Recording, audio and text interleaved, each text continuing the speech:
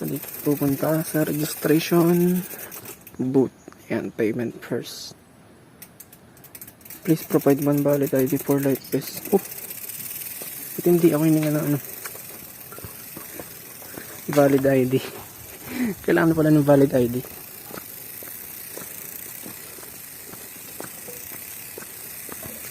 So yun. Ano doggy? Nalaglag pa kanina yung ano, cellphone. Uwi na. Para hindi tayo abuti ng hapon. Uwi tayo.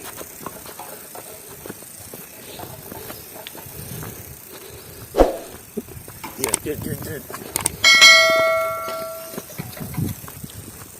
Yan ang bait na natin.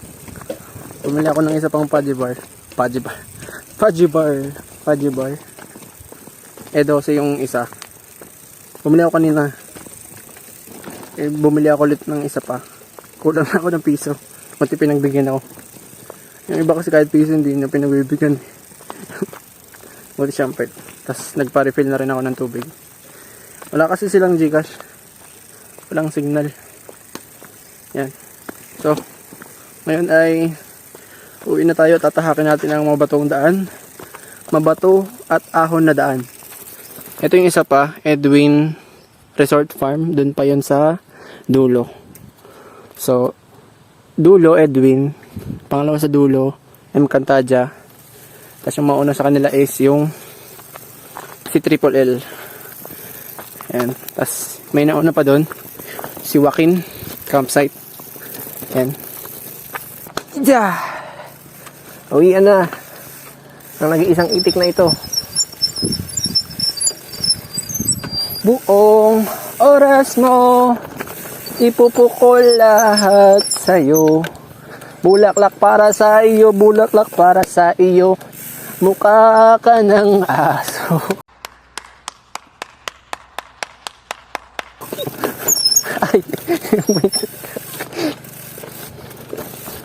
Ay, oy. Oy. Oh, ano ka ngayon? Ano ka ngayon? What's up? Oh, ano ka na?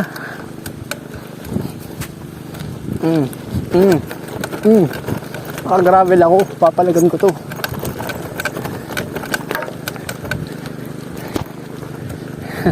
Tapos pag uwi ko pala, tabingin na yung wheelset ko yun. Uy.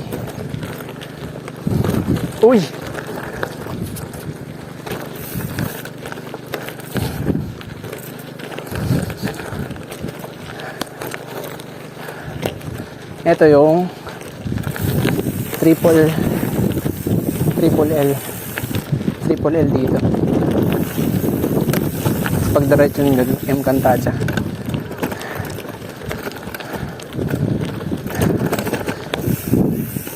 Let's go. Ano?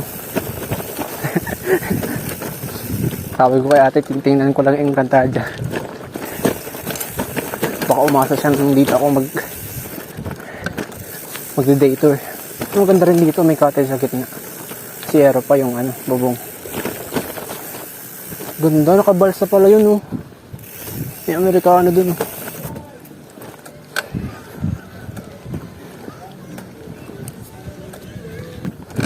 May matarik dito mamaya, eh. Na off-road.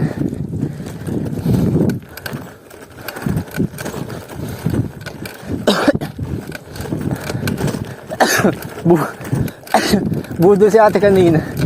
May tindahan doon. Nagtanong ako kung malayo pa yung M. Cantadia. Sabi niya, malapit na. Isang lusong na lang. Putik pagbaba ko. Ang haba pa ng lusong. Hindi niya nilinaw. Isang mahabang lusong pala yun. Hindi lang basta isang lusong.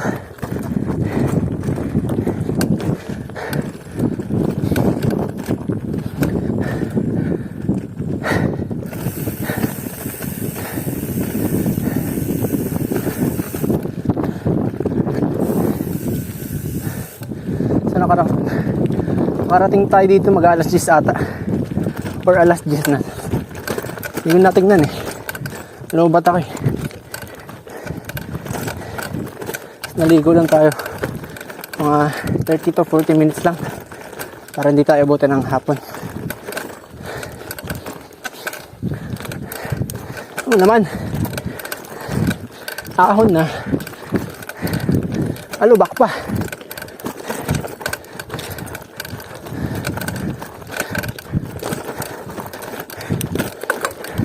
Ito yung sabi ni ate. Isang lusong na lang daw. What is it? What a budol. What a budol.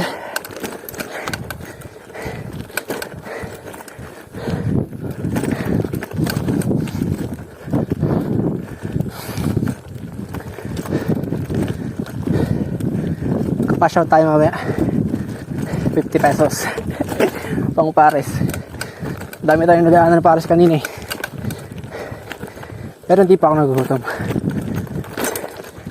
Depende. Or sa bahay na lang ako kain pag nakauwi.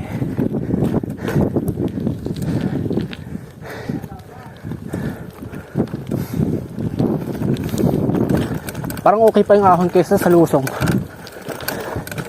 Lusong ang sakit sa kamay. Kakapreno.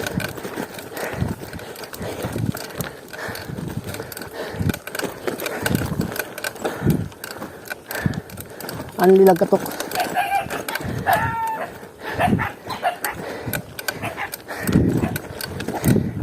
Chuchu! Tatabang nyo, liit nyo naman. Kala mo malaki na.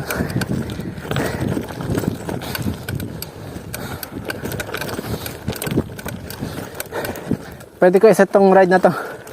Group ride. Kaso kawawa si Alfred. Naka road bike. Ang lalaki pa naman ng bato. Haba din ito.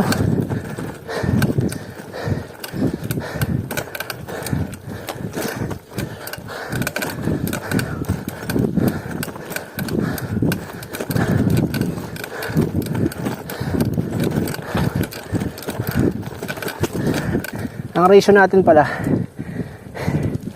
11:34 9 speed. Naka-small ring ako ngayon.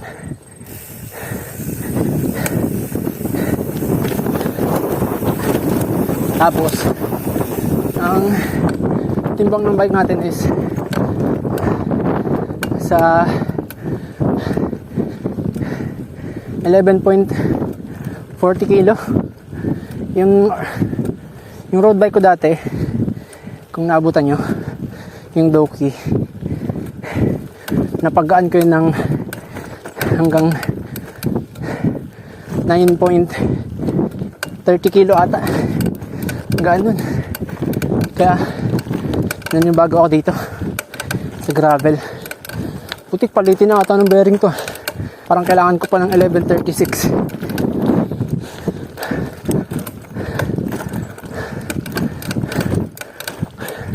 Ang taas oh.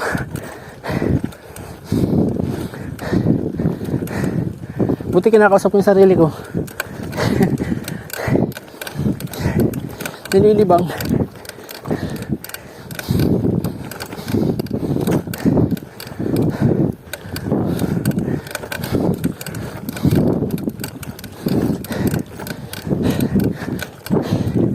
Pag napapagod ka na, kausapin mo sarili mo para maliwang ka.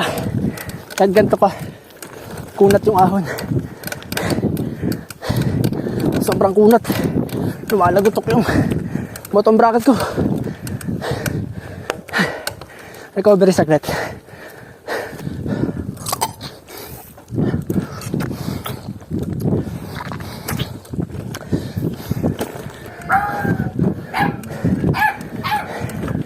Huwag kayo magulo. Pagpapaukas ako dito.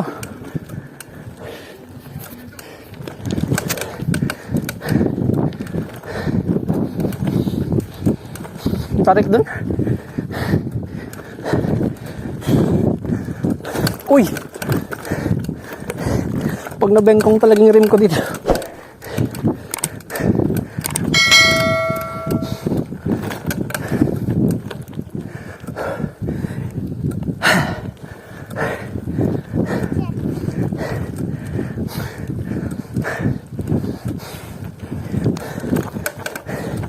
Imagine, pag naka-road bike ka, tapos dito ka dadaan, no? Tapos ganun katatarik yung ahon. Ewan ko na lang talaga. Sira rim set mo.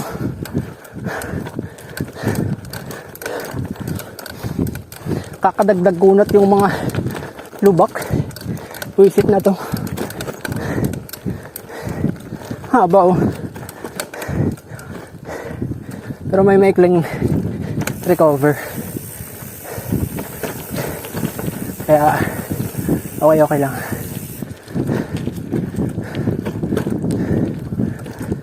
Ramdam ko na talaga yung alay kanina kung papunta dito.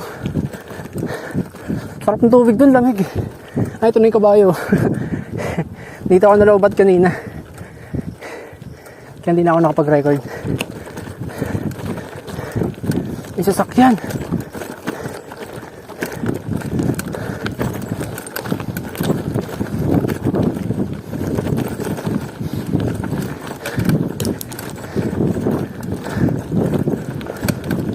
Hawa kayo sa akin.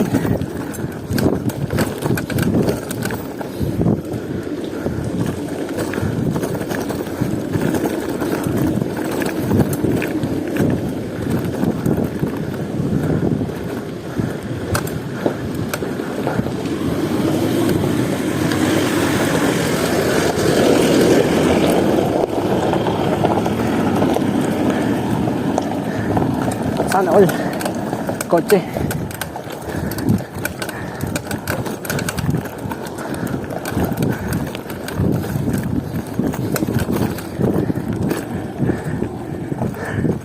Feel ko malapit na sa main road.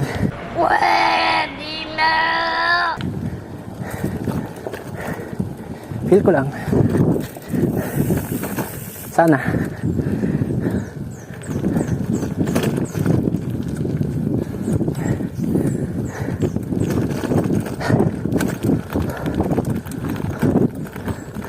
Sobrang alog ng daan, nakalas yung multitool ko. Hey! Tapos na natin yung ahon na malubak. An achievement. Tapos na ba? Hindi pa ata.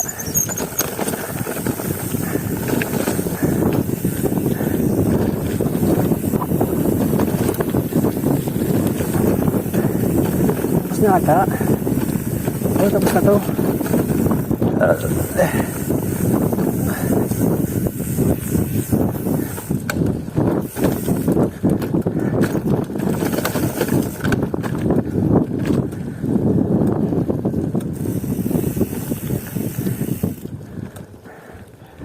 Oh, dito ako galing kanina. Tapos na. Nice. Nasagid na natin yung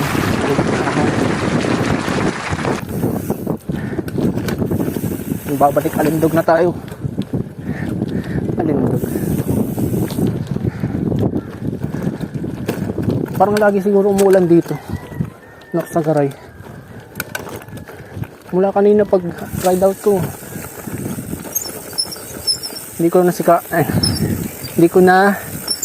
na tawag sa word na yun. Hindi ko na silayan yung araw. Mula kanina pagka-ride out. Hindi ba? O hindi.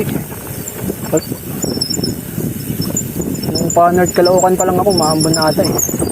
Or makulimlim. Tapos dito sa Sagaray, dito na ako inabot ng ambon.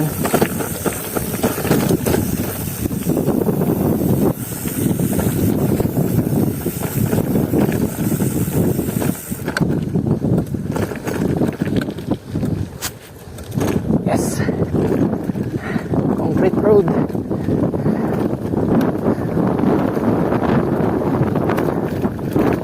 Concrete, malubak pa din.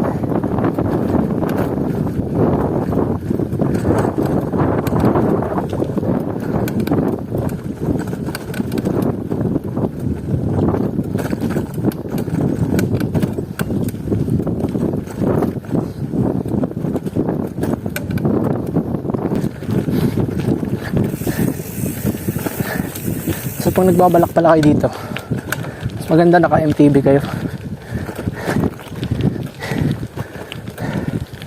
Para may ano kayo, cushion sa mga lubak. Kahit gravel kasi nagtag pa din kasi naka rigid. Magandang naka suspension fork para smooth lang yung padyakan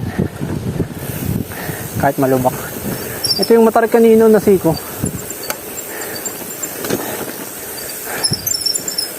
Ingay nung caliper ko sa likod.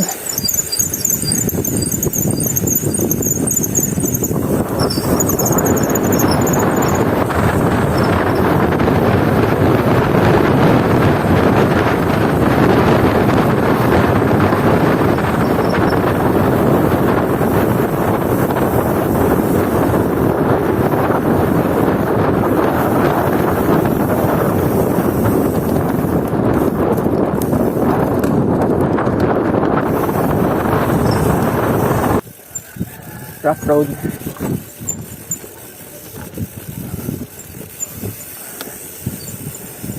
Ano nga tong sitio? Kalimutan ko na.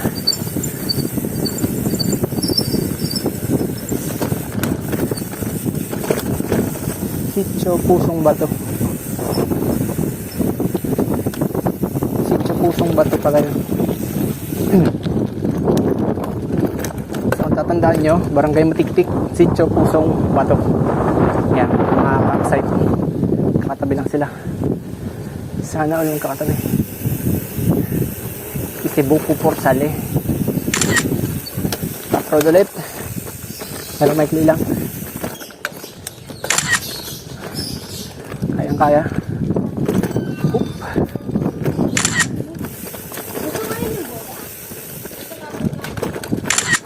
What's up? Aray ko.